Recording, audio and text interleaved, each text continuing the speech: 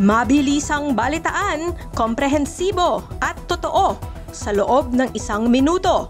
Simula na ang Diskurso Tidbits. Lakson, balik aksyon sa Blue Ribbon. Bagong testigo haharap sa Senado. Marcos Jr. nasa Malaysia para sa serye ng ASEAN Talks. Interes ng Pinas isusulong. SALN access ng gabinete ni Marcos hindi otomatiko. Palasyo maghihigpit sa mga hihiling.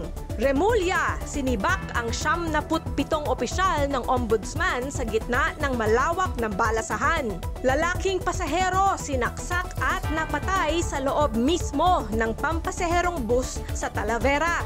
At Carlos Yulo humakot ng third world title, gold sa vault. Litang mabilis, komprehensibo at totoo.